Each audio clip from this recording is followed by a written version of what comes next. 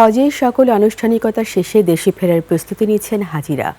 আগামী 10 জুন থেকে শুরু হচ্ছে বাংলাদেশি হজ যাত্রীদের ফিরতি হজ ফ্লাইট।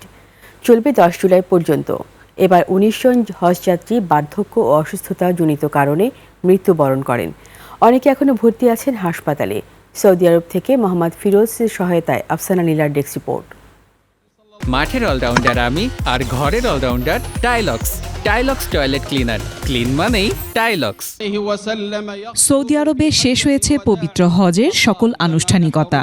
শেষ দিনের মতো মিনায় 3টি শয়তানকে কঙ্কর নিক্ষেপ করছেন হাজিরা।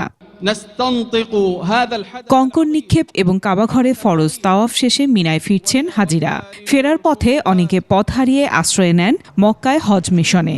এদিকে বার্ধক্যজনিত কারণে মৃত্যুবরণ করেছেন আরও 2 হাজি। সৌদি সরকারি হাসপাতালে ভর্তি আছেন 22 জন।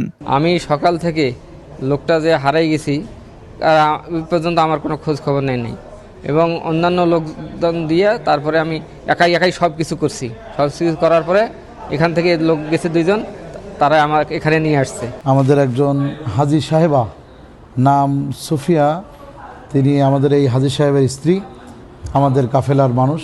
তিনি আজকে হারিয়ে গিয়েছেন, তাকে অনেক খোঁজাখুঁজি করছি। আগামী 10 জুন থেকে শুরু হচ্ছে বাংলাদেশি হজ যাত্রীদের ফিরতি হজ ফ্লাইট। চলবে 10 জুলাই পর্যন্ত।